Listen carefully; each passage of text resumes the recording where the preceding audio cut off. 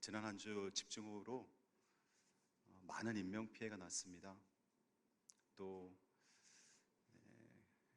농사하시는 분들, 소나 돼지를 키우는 그런 목축하시는 분들 피해가 너무나 크게 났고요. 산사태로 인해서 집과 전토를 잃은 많은 분들이 있습니다. 수재민들에게 주님의 위로와 회복이 있기를 간절히 소망합니다. 더불어서 장마와 폭염 중에 우리 모든 성도들이 건강하시고 은혜 안에서 주님 바라보기를 바랍니다. 오늘 로마서 8장 1절과 2절 말씀을 본문으로 여러분에게 구원의 확신과 더불어서 성화의 삶에 대해서 말씀을 전하려고 해요. 제가 대학 때 제자훈련을 받으면서 목사님께서 일주일에 2구절씩 성경 암송을 시키셨는데 그 중에 이 본문, 오늘 본문, 그러므로 이제 그리스도 예수 안에 있는 자에게는 결코 정죄함이 없나니 이는 그리스도 예수 안에 있는 생명의 성령의 법이 죄와 사망의 법에서 너를 해방하였습니다. 저는 이 구절을 대학 3학년 때 암송을 하고 아마 수백 번은 읊조렸던 것 같아요. 저의 신앙이 흔들릴 때마다, 그리고 하나님의 사랑을 확인할 때마다 이 로마서 8장 1절 2절은 저에게 배를 항구에 정박시키는 닷과 같이 제 깊은 곳에 내려있는 말씀 중에 하나입니다. 오늘 설교 제목은 그러므로 이제. 원래 설교 제목을 예수 안에 있는 자라고 정했다가 묵상을 많이 하면서 우리 생활의 변화를 하나님 원하시는구나. 그러므로 이제. 로마서 7장까지 예수 믿는다고 하는 성도들이 죄악에 허우적거리면서 육신의 정욕과 안목의 정욕과 이생의 자랑에 쓸려가는 모습을 안타까워하면서 바울이 그런 고백을 하지요. 로마서 7장 21절부터 보면은 내가 한 법을 깨달았다. 선을 행하기 원하는 내 안에 악이 함께 있는 것을 발견했다. 23절에 보면은 내 지체 속에서 한 다른 법이 내 마음의 법과 싸워서 내 지체 속에 있는 죄의 법으로 나를 사로잡는 것을 보는도다. 이 영적인 심한 갈등을 표현한 거지요. 어쩌면 우리가 겪는 그 신앙의 영적 싸움을 그대로 바울이 먼저 겪고 여기에 대한 표현을 해주는 거죠. 내 마음은 하나님 말씀대로 살고 싶고 내 마음은 하나님이 기뻐하시는 습관들로 가득 채우고 싶은데 여전히 나의 옛사람을 중독시켰던 그 습관, 그래서 마귀가 나를 계속해서 죄의 성향으로 나를 만족시키게끔 끌어가는 것을 보는도다. 그러면서 24절에 보면 오후라 나는 곤고한 사람이로다. 곤고하다는 단어가 우리 생소치 않아서 표준 세번역을 보면 이 24절을 이렇게 기록했어요. 나는 비참한 사람입니다. 누가 이 죽음의 몸에서 나를 건져주겠습니까? 비참한 사람. 바리새인들이 그렇게 성경을 암송하고 성경을 통독하고 성경대로 살려고 하는데 다 무너져서 자기 행위로 구원을 받을 수 없을 때 느끼는 그 마음. 유대인들이 율법 준수를 가지고 율법을 통한 행함을 통한 의를 얻으려고 했는데 100가지 율법 중에 90가지를 지켰더라도 10가지에서 무너졌을 때 느끼는 그 마음. 나는 비참한 사람이로다. 이 사망의 몸에서 내 행위로 구원받을 수 없고 내 행위로 천국 갈 수 없기 때문에 느끼는 그 비참함. 이 사망의 몸에서 누가 나를 건져주랴. 그러면서 25절을 던집니다. 바울은 우리 주 예수 그리스도로 말미암아 하나님께 감사하리로다. 전 처음에 이 로마서 7장을 읽을 때 왜 갑자기 이렇게 돌변하지? 라고 생각을 했어요. 오라 나는 곤고한 사람이다. 이 사망의 몸에서 누가 나를 건져내라고 얘기해놓고 왜 갑자기 예수 그리스도께 감사한다는 말이 갑자기 튀어나올까? 그것은 바로 로마서 8장을 전개하기 위한 바울의 도입 연결 부분이었어요. 내 힘과 내 노력으로 되지 않는 것을 예수 그리스도께서 십자가에서 피 흘려 죽으심으로 내가 받아야 되는 정죄를 예수님이 받았기 때문에 이제는 우리가 정죄를 당하지 않는다는 거죠. 그러므로 이제 그리스도 예수 안에 있는 자에게는 결코 정죄함이 없나니, 그 정죄를 예수님께서 당하셨기 때문에 나를 정죄할 자가 없다는 거죠. 이것이 은혜입니다. 1절을 다시 보겠습니다. 그러므로 이제, 그러므로는 뭘 받을까요? 내 힘으로, 내 노력과 내 행위로 하나님 앞에 의인이 될 수 없었던 내가, 그래서 오라 나는 비참한 사람이라고 영적 탄식을 읊조렸던 내가, 하나님의 은혜, 십자가에 피 흘려주신 예수님의 은혜로 이제는 정죄함 받지 않고 구원받았으니까, 그러므로 이제 하나님의 십자가의 은혜를 받은 우리들, 그러므로 성도들, 우리는 이제 그리스도 예수 안에 있는 자에게는, 이제 선포하는 거죠. 그리스도 예수 안에 있는, 예수 안에 있다는 것을 예수 믿는 자를 말하는 것입니다. 예수 안에 있다는 것은 예수님을 구주로 영접해서 예수님과 긴밀하게 연합되었다는 것을 말하는 것입니다. 너희가 내 안에 거하고 내 말이 너희 안에 거하면 무엇인지 원하는 대로 구하라, 그러면 이루리라. 요한복음 15장에서는 포도나무와 가지의 연합을 말하죠. 예수님은 포도나무고 우리는 가지인데, 가만히 있으면 열매 맺는데 열매 맺지 못하는 방법 한 가지는 떨어져 있으면, 가지가 줄기에서 잘라져 있으면 열매 못 맺죠. 그 연합이라는 것은 예수님이 내 안에 인격적으로 들어와서 나의 주인이 돼서 예수님과 내가 하나가 된 거죠. 이것을 갈라디아서 2장 20절은 내가 그리스도와 함께 십자가에 못 박혔나니 그런즉 이제는 내가 사는 것이 아니요 내 안에 그리스도께서 사시는 것이다.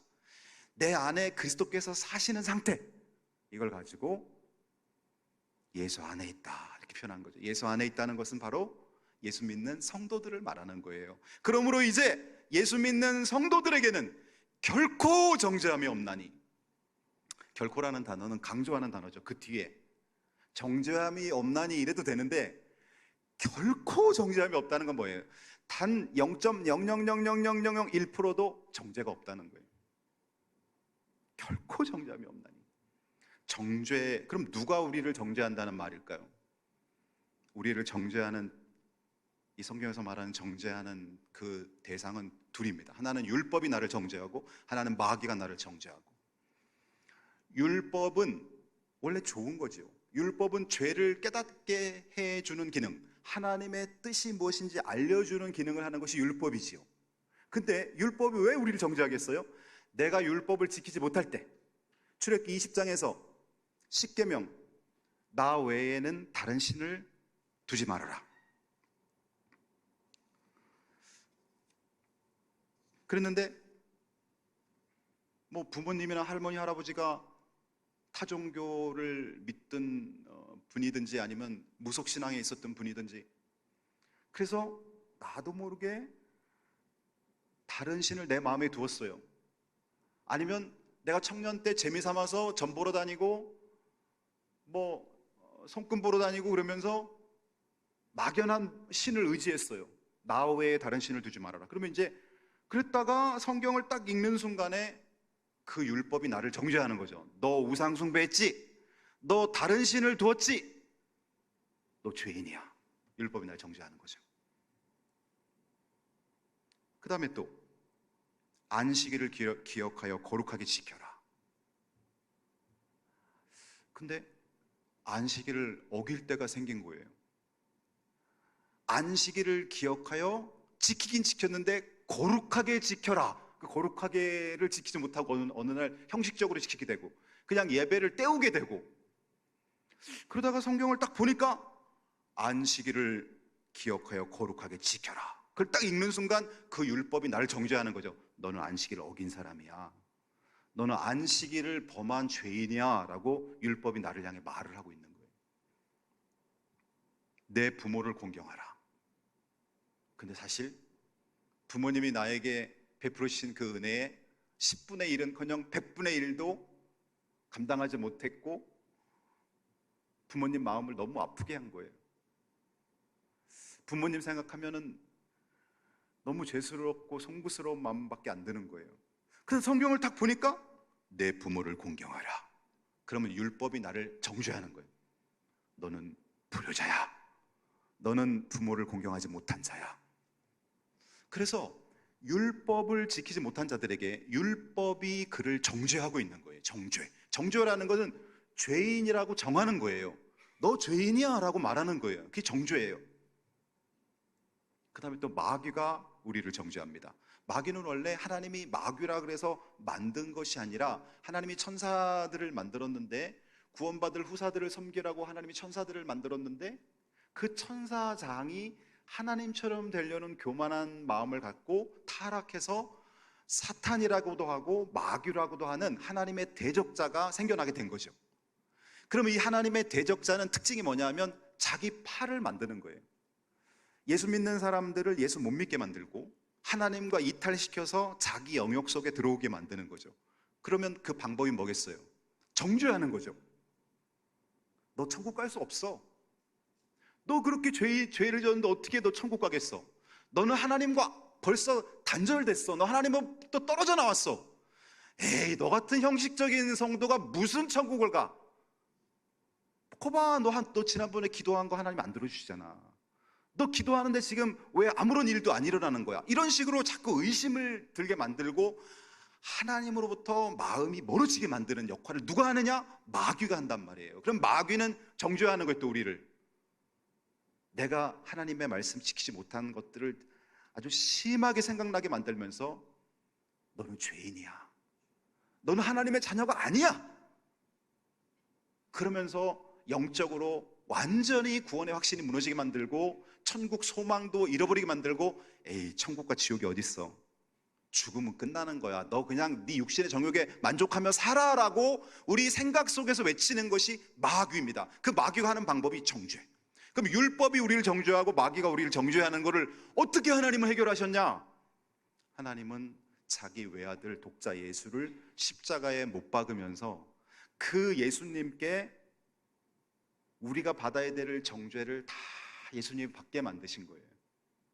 그래서 예수를 믿는다는 거는요, 내가 받아야 될 모든 정죄에서 해방되는 걸 말하는 거예요. 그러므로 이제 그리스도 예수 안에 있는 자에게는 결코 정죄함이 없나니 이는 그리스도 예수 안에 있는 생명의 성령의 법이 죄와 사망의 법에서 너를 해방하였습니다. 외치는 거죠. 저는 여러분이 오늘 이 말씀을 듣고 한 주간 이 로마서 8장 1, 2절을 꼭 암송하기를 주님의 이름으로 축복합니다. 암송해 보세요. 다른 사람은 10번 읽으면 암송할 거 나는 100번 읽어야 돼. 100번 읽으면 되죠. 아주 깊이 새겨놓고 되새김질하고 그러면 이 말씀이 여러분을 구원의 확신 위에 견고하게 세울 것입니다. 2절을 볼까요? 이는 그리스도 예수 안에 있는 생명의 성령의 법. 성령의 법과 사망의 법이 있는데 이 성령의 법은 생명을 주는 법이라는 거예요. 성령은 다른 말로 하나님의 영이라고도 하고 그리스도의 영이라고도 하고 성결의 영이라고도 표현하잖아요, 우리가. 이 성령이 하시는 일은 살리는 영. 그런데 사람을 살리는데 이 생명의 성령의 법은 어디 안에 들어있냐면 예수 안에 들어있다는 거예요. 예수를 믿을 때 성령이 살린다는 거예요. 예수 앞에 나와서 죄를 회개할 때 성령이 그를 거듭나게 한다는 거예요. 그러니까 성령과 예수는 같이 가는 삼위일체 하나님이신 거죠. 예수를 믿게 하시는 분도 성령님이시고 예수를 영접할 때 그를 거듭나게 하시는 분이 성령님이라는 거죠. 성령은 생명을 주는 영이기 때문에 생명의 성령의 법이라고 했는데 그 생명의 성령의 법은 예수 안에서 작동되고 발휘되는 거죠. 그래서 요한복음에 보면요, 요한복음 3장에 보면은 니고데모와 대화가 나오죠. 요한복음 3장 3절부터 5절. 여기 보면 유대인의 랍비, 스승인 니고데모라는 사람이 구원에 대해서 궁금한 거예요. 그래서 저녁 늦게 사람들 눈치 살펴보면서 저녁 늦게 예수님을 찾아와요. 그리고서는 대화가 시작됩니다. 그때 예수님이 이 니고데모 안에 구원을 향한 갈망이 있는 걸 딱 포착하신 후 예수님이 바로 구원에 대한 이야기를 합니다. 예수께서 대답하여 이르시되 진실로 진실로 내게 이르노니 사람이 거듭나지 아니하면 하나님 나라를 볼 수 없느니라.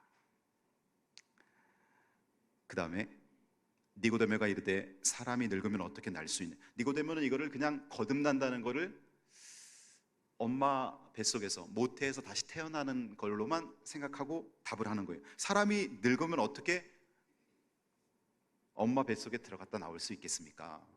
5절이 중요합니다. 예수께서 대답하시되 진실로 진실로 내게 이르노니. 성경에 보면은 진실로 진실로 내게 이르노니라는 이 관용구가 붙은 구절들이 꽤 여러 개 나와요.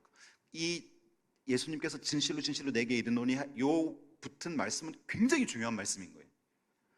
내가 진실로 진실로 너에게 이르노니 사람이 물과 성령으로 나지 아니하면 하나님 나라에 들어갈 수 없다. 성령으로 난다라는 표현을 하고 있습니다. 그러니까 성령은 살리는 영이죠. 성령으로 우리 한 사람을 거듭나게 한다는 거예요. 그래서 여러분 자녀들을 위해 기도해야 됩니다. 하나님, 우리 자녀 아무개가, 우리 손주 아무개가 성령으로 거듭나게 하옵소서. 사실 우리가 자녀들 대학 문제에 너무 신경 많이 쓰고 자녀들 직장 문제 신경 많이 쓰고 어떻게 하면 전셋집이라도 하나 마련해 줄까 봐 마련해 주려고 애쓰고 수고하는데요, 그것도 중요하죠. 그러나 그거보다 상위 버전에 있는 게 뭐냐면 성령으로 거듭나는 거예요. 여기에 관심이 없으면 여러분 자녀에게 신앙적으로 부모 역할은 잘 못하는 거예요. 세상적인 부모 역할을 잘 할 수는 있어요. 그러나 결정적으로 하나님 앞에 가서 신앙적으로 부모 역할을 못했다고 책망받을 수 있어요. 성령으로 거듭나지 아니하면 하나님 나라로 들어갈 수 없는데, 나는 내 자녀의 성령으로 거듭나는 부분에 나는 얼마나 기도했고 얼마나 노력했는가. 성령으로 거듭나는 거예요. 정말 관심이 있는가? 성령으로 거듭나야 되는 거죠. 그래서 성령은 살리는 일, 거듭나게 하는 일을 하는 거죠. 생명의 성령의 법. 다시 말하면 성령께서 우리 영혼을 살리는 그 원리, 그 법칙이 죄와 사망의 원리에서 우리를 해방했다는 거예요. 그럼 죄와 사망의 원리는 로마서 5장 12절에 나오죠. 그러므로 한 사람, 여기서 말하는 한 사람은 아담을 말합니다. 그러므로 한 사람으로 말미암아 죄가 세상에 들어오고 죄로 말미암아 사망이 들어왔나니 이와 같이 모든 사람이 죄를 지었으므로 사망이 모든 사람에게 이르렀느니라. 여기서 말하는 사망은 육적 사망 플러스 둘째 사망이라고도 말하는 영적 사망, 지옥 형벌 받는 걸 말하는 거예요. 죄가 들어와서 우리에게 육신적인 죽음도 왔고 영적 사망, 지옥 형벌이라는 영적 사망이 왔는데, 생명의 성령의 법이 이 사망의 원리에서 우리를 해방시켜줬다는 거예요. 다시 말하면 우리가 예수 믿음으로 성령께서 내 안에 거듭남을 주신 이 은혜가 우리로 하여금 죄와 사망의 원리에서 해방시켜 주셨다는 것이죠. 여러분, 1945년 8월 15일 대한민국이 일본 제국주의 36년의 그 압제로부터 우리가 해방되죠. 저도 그때는 태어나지 않았을 때인데 1945년 이전에 태어나신 분은 그걸 목격했죠. 어떤 일이 일어났을까요? 핵폭탄 2방과 함께 일본 천황의 항복과 함께 해방이 선포됐을 때 나라의 주권을 회복하고 일제히 국민들이 관공서로 가서 일장기 내리고 태극기를 달았죠. 자, 제가 지금 설명하는 거 잘 들어보세요. 일장기를 내리고 태극기를 달았죠. 그 다음에 어떤 일이 일어났습니까? 이 나라 구석구석을 지배했던 일본 경찰들을 잡아서 때리기도 하고 감옥에 가둬버렸죠. 그 다음에 또 어떤 일이 일어났습니까? 우리말을 사용하던 대한민국에서 일본어를 사용하게 했던 일본 말을 버리고 일본식 이름을 버리고 일본 문화를 우리는 버렸다는 거죠. 이 해방의 요 절차를 잘 기억하면요, 신앙도 똑같아요. 여러분, 생명의 성령의 법이 죄와 사망의 법에서 너를 해방하였습니다. 그럼 해방했다는 거죠. 선포하는 거예요, 바울이 지금. 너가 예수를 진짜 믿는다면 너 해방된 사람이야. 어디에서? 우리는 이제 마귀의 문화에서 해방된 거죠. 그러면 우리가 일장기 내리고 태극기 걸어야죠. 내 마음속에 나는 그리스도인이야, 하나님이 내 아버지야, 영접하는 자 곧 그 이름을 믿는 자들에게 하나님의 자녀가 되는 권세를 주셨나니, 하나님을 아바 아버지라고 부르는 거죠. 우리 안에 태극기를 거는 거죠. 난 하나님의 자녀야. 그 누가 뭐라 그래도 나는 하나님의 자녀고 나는 잠시 후에 천국 들어가게 될 거야 라는 구원의 확신 위에서 내가 딱 서야 되는 거죠. 그 다음에 또 뭘 해야 돼요? 일본 경찰 잡아갖고 감옥에 가둬야죠. 내 마음속에서 나를 죄에 문들게 하고 나를 죄악의 습관에 중독되게 했던 그 일본 경찰들을 잡아야 되는 거죠. 그 누구예요? 마귀가 육신의 정욕, 안목의 정욕, 이생의 자랑을 통해서 나를 여기에 중독시키고 저기 중독시키고 여기저기 중독시켰던 그 마귀를 잡아서 예수 이름으로 처형해야죠. 그리고는 하나님이 기뻐하시는 원래의 하나님이 원하셨던 습관을 내 삶에 하나하나 채우기 시작하는 거죠. 예배 드리는 습관, 성경 읽는 습관, 기도하는 습관, 선교하는 습관, 사랑을 베푸는 습관, 전도하는 습관, 이런 습관들이 다 하나님께서 나를 위해서 계획하고 디자인하고 준비한 습관인데 어느 날 이것들이 다 사라지고 죄 짓는 습관만 가득 찼다면 이런 것들이 사라져요. 그게 정말 해방하는 거죠. 너를 해방하였습니다. 해방.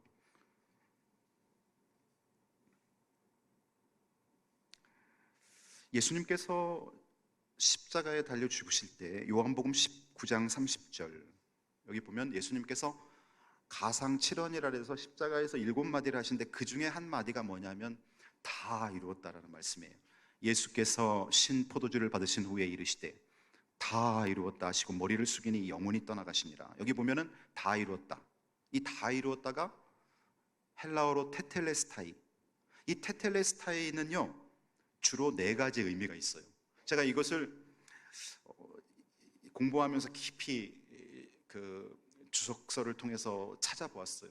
이 테텔레스타이는 당시 예수님 당시 중동 지역과 로마에서 어떨 때 테텔레스타이를 쓰냐 하면은 화가가 그림을 그리고서 그림이 다 완성됐다, 완성되었다, 그때 테텔레스타이라고 말하는 거예요.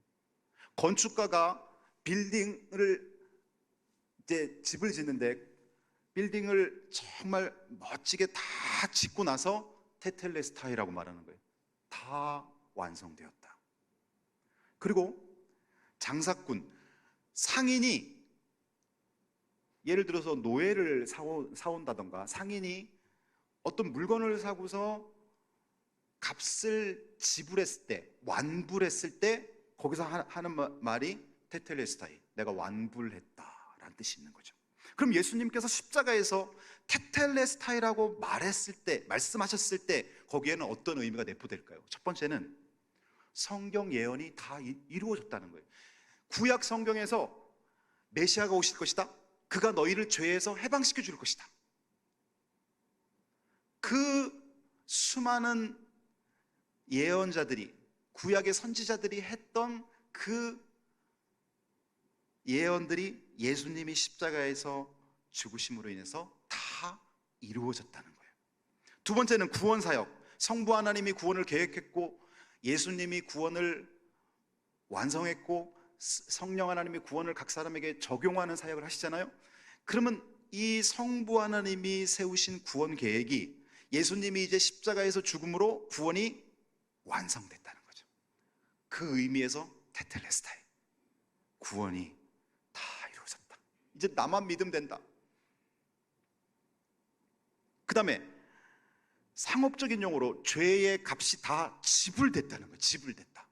여러분 한 명 한 명의 몸값이 얼마인 줄 아세요? 우리가 죄를 지면 우리가 받아야 되는 죄의 대가가 죽음입니다. 로마서 6장 23절 죄의 삭은 사망이요 하나님의 은사는 그리스도 예수와 우리 주 안에 있는 영생이니라.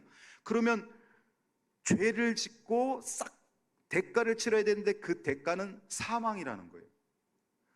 한 90살, 100살 정도 살다가 그냥 죽는 생리적인 죽음이 아니라 이 사망은 심판대 앞에 가서 예수 믿지 않고 자기 죄를 가지고 지옥 형벌에 가서 지옥에서 영원토록 시간이 끝나지 않는 그 세계에서 영원토록 고통받아야 되는 것이 바로 죄에 대한 대가입니다. 근데 예수님이 하나님의 아들이 죽은 거잖아요. 하나님의 피 흘린 거잖아요. 그래서 보혈이라고 말하는 거잖아요. 보배로운 피. 오늘 우리 성가대 보혈을 지나 아버지 품으로, 보혈을 지나 하나님 품으로, 이 보혈을 지날 때만이 아버지 품으로 가는 거죠. 그래서 죄의 값을 예수님이 완불했다는 거죠.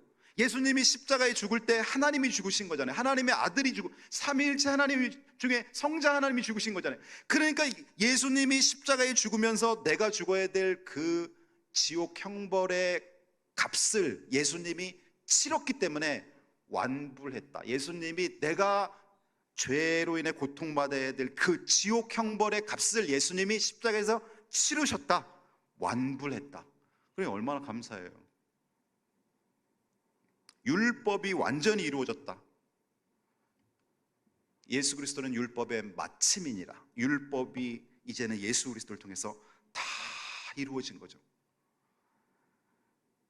그러니 테텔레스타이 다 이루어졌다는 이 말이 얼마나 은혜가 됩니까? 여러분, 예수를 믿는다는 것은 부끄러운 구원을 받는 것이 아니라 예수를 믿는 그 순간부터 천국 가는 날까지, 어떤 사람은 지금 한 30년 남았고 어떤 사람은 40년 남았고 어떤 분은 10년밖에 남지 않았을 거예요. 그러면 예수를 믿고 나서 주님이 부르시는 그날까지 지금 내가 살아가야 되는 이 시간을 구원해내야 되는 거예요. 빌립보서는 이걸 가지고 생활의 구원, 성화, 너희 구원을 이루라. 그러면 이 로마서 8장 1, 2절을 깊이 묵상하면 하나님이 나를 마귀의 습관과 정죄에서 해방시켜 줬기 때문에 이제는 일장기를 내리고 태극기를 올리고 이제는 일본 경찰들을 감옥에 가두고 내가 빼앗겼던 대한민국의 언어를 회복하고 대한민국의 문화를 회복하면 되는 거예요. 내 안에 마귀가 좋아해서 심어놨던 모든 습관과 중독적인 요소들을 하나하나 지우면서 하나님이 기뻐하시는 습관들로 채우면 되는 거예요. 오늘 아침에도 우리 장로님들하고 이야기하면서 요즘 우리 아이들이 너무나 중독 부분에 있어서 심각한 타격을 입고 있는 것에 대해서 안타까움을 이야기했습니다.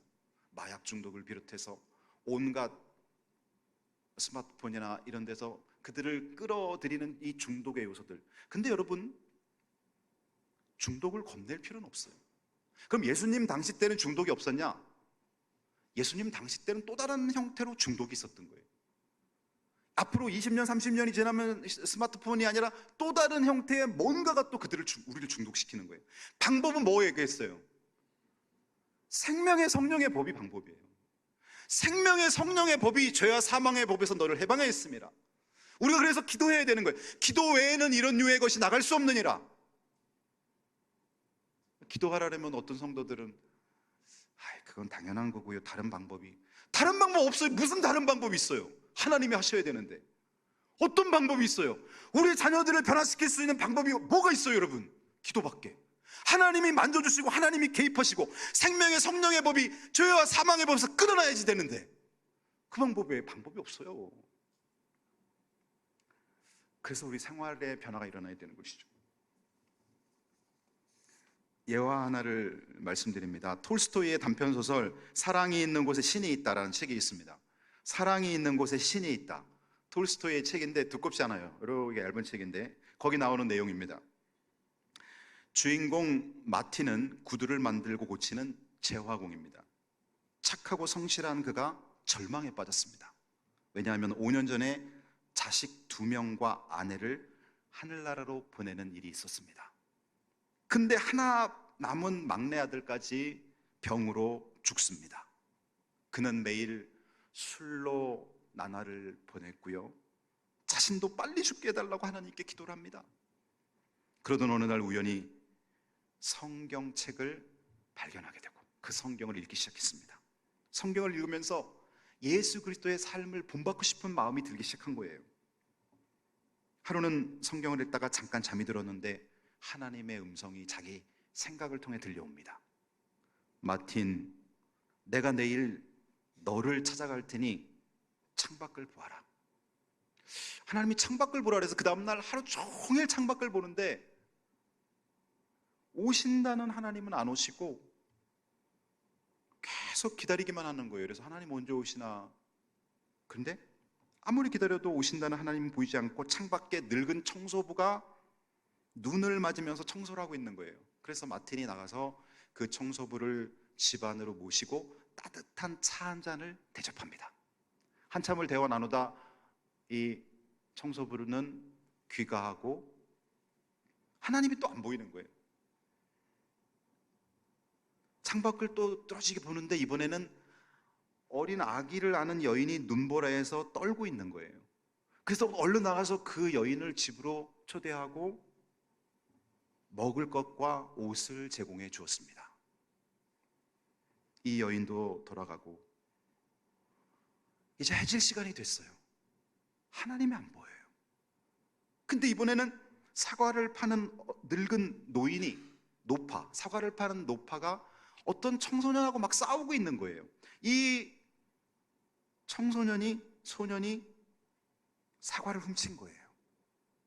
그래서 노인이 막 그 청소년을 막 혼내고 있고 막 싸우고 있는 거예요. 그래서 얼른 또 이 마틴이 나가가지고 그 소년을 설득해가지고 사과드리라 그래서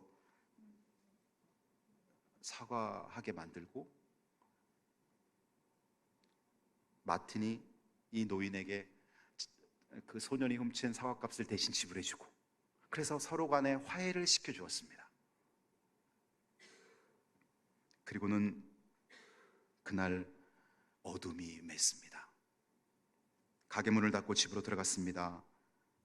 그날 밤 마틴은 성경을 읽다가 잠이 들었습니다. 잠이 들었는데 꿈에 자기가 만났던 그 청소부 어르신과 아이를 안고 있는 여인과 사과 파는 노파와 소년이 환하게 웃는 얼굴이 꿈에 지나가는 거예요, 머릿속에. 그런데 그 순간 하나님의 음성이 쫙 들리는 거예요. 마틴, 너가 오늘 만난 사람들이 바로 나였단다. 너는 나를 대접한 것이다. 하나님을 대접한 것이다. 이후 마틴은 꿈에 깨어나 펼쳐져 있는 성경 마태복음 25장 31절부터 40절을 읽게 되었습니다. 내가 배고플 때에 먹을 것을 주었고 목마를 때에 마실 것을 주었으며 나그네를 따뜻하게 맞아들였고 헐벗었을 때에 옷을 주었으니 내 형제 중에 보잘것 없는 사람들에게 극진히 대접한 것이 바로 나에게 한 것과 같은 것이니라. 예수님의 말씀이죠. 사랑이 있는 곳에 신이 있다 라는 이 톨스토이의 이 작품에서 이야기하려고 하는 것은 무엇일까요? 우리 생활을 구원해야 된다는 거예요. 우리 생활 속에서 하나님이 계시기 때문에 우리 생활 속에서 내 삶을 회복시키고 내가 만나는 수많은 사람들 중에 예수님이 말했듯이 예수님이 계시고 내가 만나는 수많은 사람들 중에 하나님이 보낸 사람이 있기 때문에 내 삶을 회복하며 하나님이 원하는 그러한 해방된 삶을 살으라는 거예요. 그러므로 이제 그리스도 예수 안에 있는 자에게는 결코 정죄함이 없나니 이는 그리스도 예수 안에 있는 생명의 성령의 법이 죄와 사망의 법에서 너를 해방하였습니다. 여러분, 오늘 제가 들은 이해와 잘 기억하시고 여러분이 예수님을 진심으로 영접했다면 지금부터 주님 부르시는 그날까지 여러분의 시간을 해방시키시기 바랍니다.